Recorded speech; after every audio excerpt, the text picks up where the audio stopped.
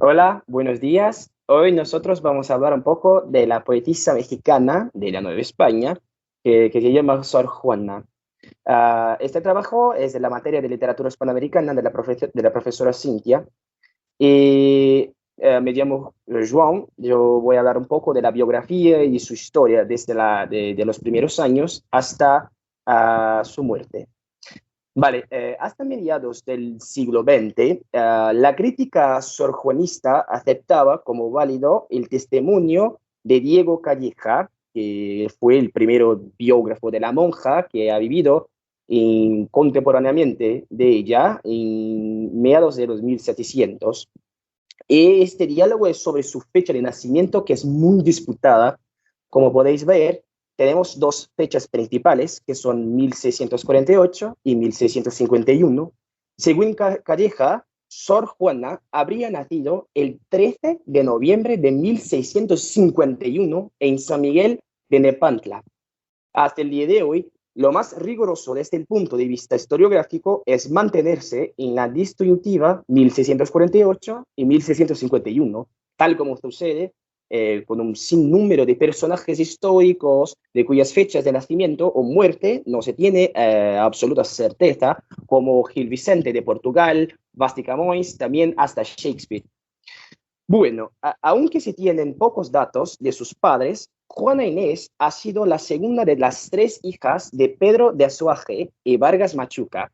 Se ha afirmado que el padre es oriundo de Guipúzcoa, en España, pero no se ha podido probar documentalmente.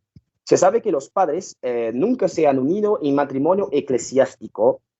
Sin embargo, no, perdón, pero Simuduber, que es un escritor que habla mucho de Sor Juana, ha probado documentalmente que el padre ha llegado a la Nueva España cuando niño, en compañía de su abuela viuda, María Ramírez de Vargas, su madre Antonia Laura Majuelo y de un hermano menor, Francisco de Suaje.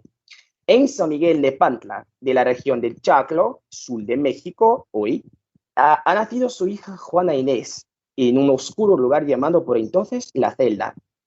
Su madre, al poco tiempo, se ha separado de su pareja y posteriormente ha procreado otros tres hijos con Diego Ruiz Lozano, a quien tampoco ha desposado.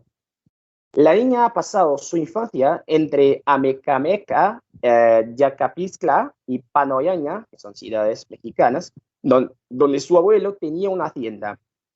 Allí ha aprendido Noajaltli, que es la lengua, como vemos, es la lengua principal del imperio azteca, del imperio mexica.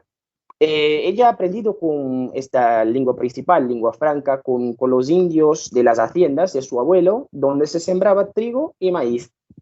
El abuelo de Sor Juana se murió en 1656, por lo que su madre ha tomado las riendas de las fincas. Asimismo, ha aprendido a leer y escribir a los 3 años, al tomar las lecciones con su hermana mayor, a las escondidas de su madre.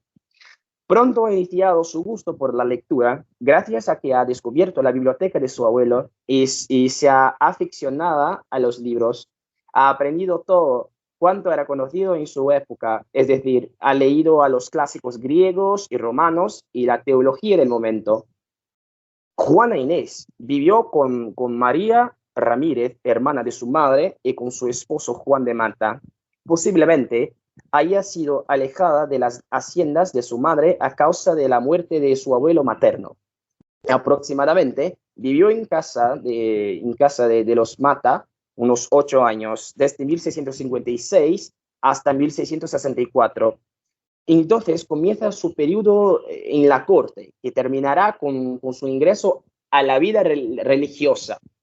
Entre 1664 y 1665 ingresó a la corte del virrey Antonio Sebastián de Toledo, marqués de Mancera. La virreina Leonor de Carreto se convirtió en una de sus más importantes mecenas. El ambiente y la protección de los virreyes marcaron decisivamente la producción literaria de Juana Inés. Por entonces ya era conocida su inteligencia y su sagacidad, pues se cuenta que por instrucciones del virrey, un grupo de sabios humanistas la evaluaron y la joven superó el examen en excelentes condiciones. La corte virreinal era uno de los lugares más cultos e ilustrados del virreinato. Solían celebrarse fastuosas tertulias a las que acudían teólogos, filósofos, matemáticos, historiadores y todo tipo de humanistas, en su mayoría egresados o profesores de la Real y Pontificia Universidad de México. Allí, como dama de compañía de la virreina, la adolescente, Juana desarrolló su intelecto y sus capacidades literarias. En repetidas ocasiones escribía sonetos, poemas y elegías fúnebres que eran bien recibidas en la corte. Poco se conoce de esta etapa en la vida de Sor Juana. Esta ausencia de datos ha contribuido mucho a que varios autores hayan querido recrear de manera casi novelesca la vida adolescente de Sor Juana, suponiendo muchas veces la existencia de amores no correspondidos y todas esas cosas. Quiso entrar en la universidad, pero como las mujeres no tenían derecho a estudiar, se disfrazó de hombre para poder ingresar. A finales de 1666, llamando la atención del padre Núñez de Miranda, confesor de los virreyes, quien al saber que la jovencita no deseaba casarse, le propuso entrar en una orden religiosa. Ha aprendido latín después de un intento fallido con las carmelitas, cuya regla era de una rigidez extrema que ha llevado a enfermarse. Ha ingresado en la orden de San Jerónimo, donde la disciplina era algo más relajada y tenía una celda de 2 pisos y sirvientas. Vale.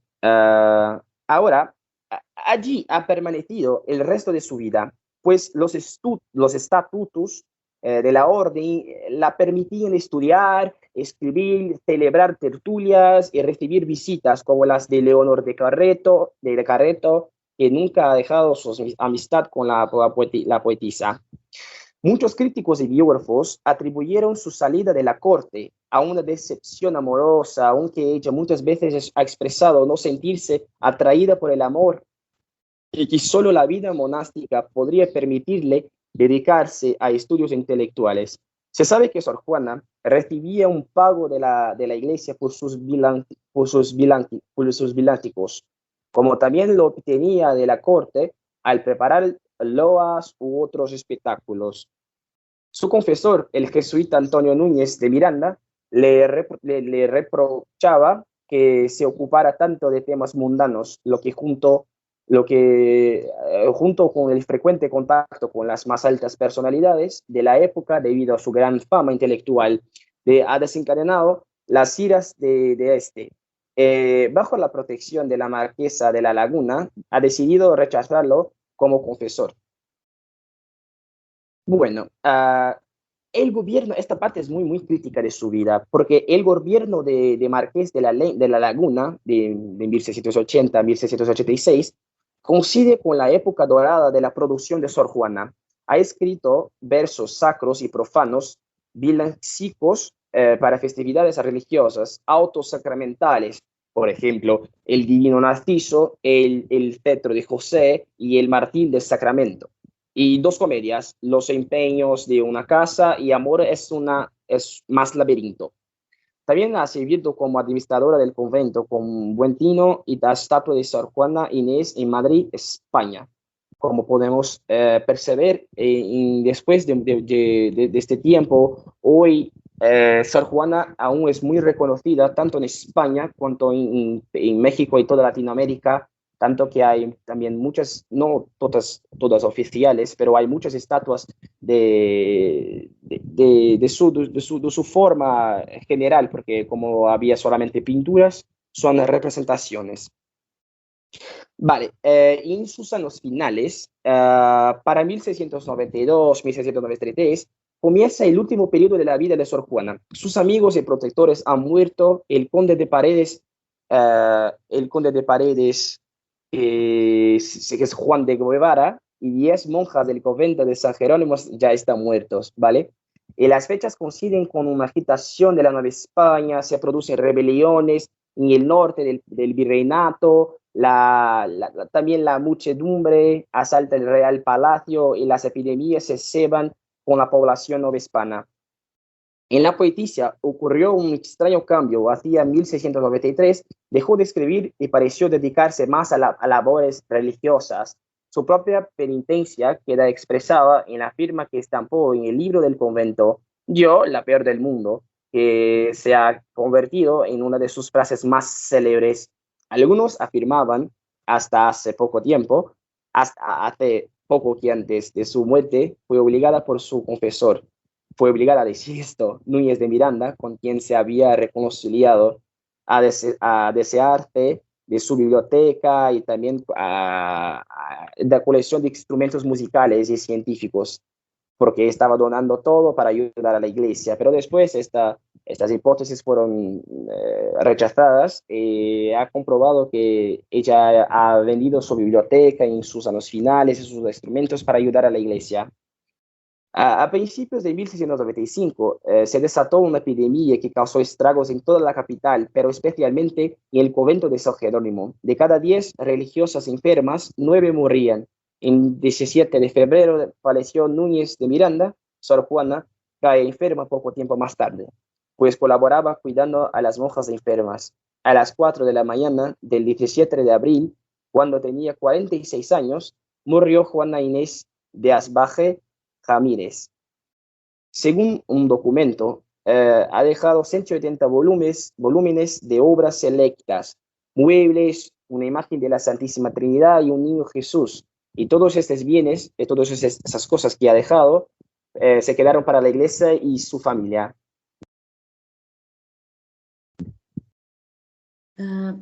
Bueno, vamos ahora a hablar sobre algunas características de la obra de Sor Juana. Son la grande variedad de obras teatrales que compuso.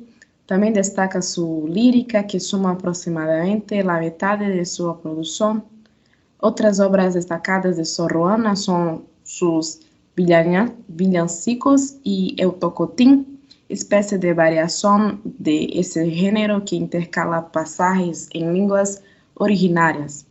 También escribió un tratado de música llamado El Caracol. Según Sor Juana, la única cosa que redactó por su gusto propio fue Primeiro Sonho. Seu estilo.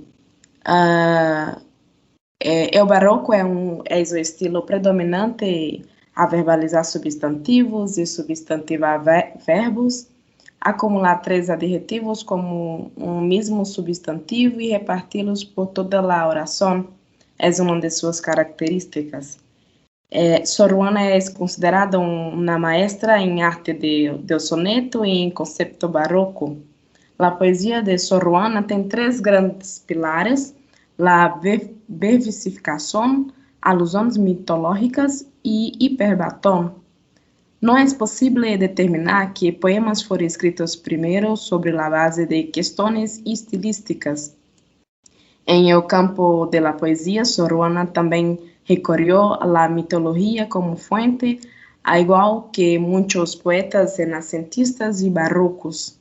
Por outro lado, o hiperbatón, recurso muito socorrido em la época, alcança seu esplendor em El Sueño, obra repleta de sintaxes forçadas e de formulações combinatórias.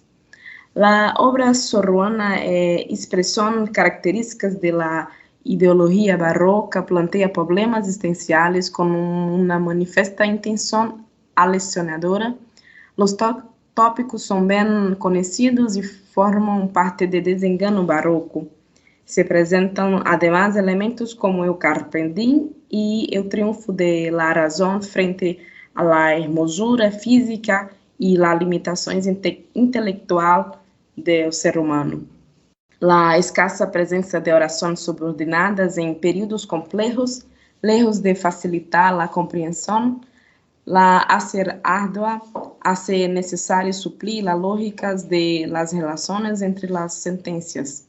Su profundidade, pois, está em conceito, em vez que las sintaxis. Bueno, yo voy a hablar un poquito sobre el Primeiro Sonho, que es el principal poema de Sor Juana.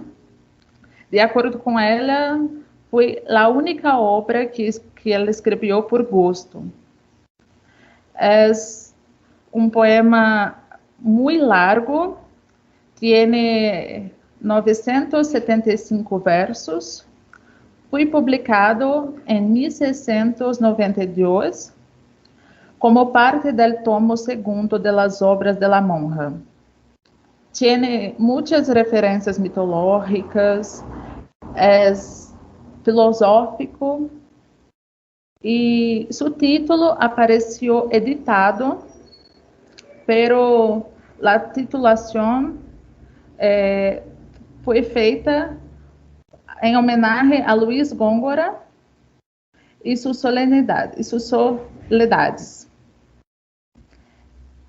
A escritora Sor Juana no titulava alguns de seus poemas, então editaram o título do poema. O poema empieza com o anoitecer do ser humano e o sueño de la natureza e del hombre. Aproveitando que o corpo está dormindo, a alma se separa do corpo e empieza viaje nocturno para tentar entender o universo. Logo se describen as funções fisiológicas do ser humano e o fracasso da alma al intentar uma intuição universal. Ante o fracasso, a alma recurre ao método dedutivo e alude excessivamente ao conhecimento que possui a humanidade. Se mantém a ânsia do conhecimento, aunque se reconhece a escassa capacidade humana de compreender a criação. É uma obra muito rica em metáforas, tem grande variedade de símbolos. Por exemplo, a sombra, además de representar al paso al sono, representa el mar. Tienes também alusões mitológicas que simbolizam o desejo carnal. Alguns versos abordam a sobriedade intelectual. Ahora voy a hacer una breve comparación entre Soledad I de Góngora y Primero Sueño de Sor Juana. Ambos los poetas son grandes nombres del barroco español. Hay muchas similitudes entre los dos poemas, porque para Sor Juana, Góngora era un ejemplo a seguir, era su referencia. Ella tomó Soledad I como referencia para después escribir Primero Sueño. Los dos poemas hablan sobre viajar, pero la diferencia es que Góngora habla sobre el sujeto físico y Sor Juana habla sobre el abstracto. Es una alma que viaja. Como he dicho anteriormente, es una obra barroca, por lo tanto es común encontrar figuras del lenguaje como metáforas y hipérboles. Sor Juana, así como Góngora, utiliza un lenguaje rebuscado que requiere la atención del lector. Pero el lenguaje de Góngora es más estético y de Sor Juana es más intelectual. Góngora sobresale en la descripción de las metáforas. Góngora sobresale en la descripción y las metáforas de Sor Juana son más para ser pensadas que vistas, que era lo que Góngora hacía con las descripciones. Ambas las obras tienen perspectivas diferentes. Góngora habla sobre vivir en una vida simple en la corte, como fue su vida. Ya Sor Juana era una monja que estaba en un convento y en una sociedad muy conservadora. Por eso su obra refleja su deseo de buscar conocimiento en otros ambientes, fuera del convento y vivir una vida tranquila. Además, escribían unos poemas con edades muy distintas. Góngora ya era mayor, mientras Sor Juana era joven y utilizaba elementos de Góngora para describir su visión del mundo. La escrita de Góngora consiste en sustituir la realidad que vemos por otra ideal, mientras Sor Juana escribe sobre una realidad que no es visible, los sueños. El espacio sin nombre y sin límite que Sor Juana nos presenta es un objeto de conocimiento que ella también está conociendo. Méndez Plancarte, un intelectual mexicano, describe el poema de Sor Juana de esta manera: confuso como el de los sueños. Casi todos los intelectuales creen que se trata de un poema soñado, pero su poema, su escrita es muy complejo para ser confundido con un sencillo sueño. La parte final relata el despertar de los sentidos y el triunfo del día sobre la noche. Isso podría interpretarse como el triunfo de la razón frente a los fanatismos y prejuicios. El poema puede dividirse en tres partes, que son la descripción del sueño, sus causas y consecuencias.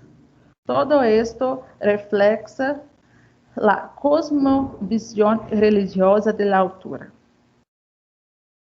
Octavio Paz habla en su texto que el poema cuenta la peregrinación de su alma por las esferas supralunares mientras su cuerpo dormía. Es un poema muy filosófico que aborda cuestiones más intelectuales, un poquito fuera de la realidad. La Sor Juana habla en el poema sobre hacer en dormindo, en el sueño, o que no hace en la realidad. Voy a hablar también sobre el pensamiento revolucionario de Sor Juana. Sor Juana se destacó por ser una mujer intelectual que durante su época ingresó en el mundo masculino del conocimiento y rompió con varias convenciones sociales. Eso no era acepto por la sociedad y por la iglesia. Y es o que difiere Sor Juana en su época. Sus obras tuvieron muchos impactos dentro de la sociedad por ella ser una mujer, ser muy buena, muy inteligente, por estar à frente de su tiempo. Y por eso, por este motivo, las personas, los gobiernos y también el clero, la iglesia, obligó a Sor Juana a deshacer de su pensamiento y cumplir con las tareas apropiadas de una monja, como era su función. Su pensamiento influenció muchas mujeres. Algunos estudiosos hablan sobre la influencia de Sor Juana en Frida Kahlo, por ser una mujer con mucha fuerza, muchos poderes y luchar mucho. No vamos a hablar sobre el feminismo porque el termo no existía en la época, pero ela foi uma mulher muito poderosa, na verdade, ela foi um símbolo de empoderamento y esto influenció muchas otras mujeres dentro y fuera de América Latina.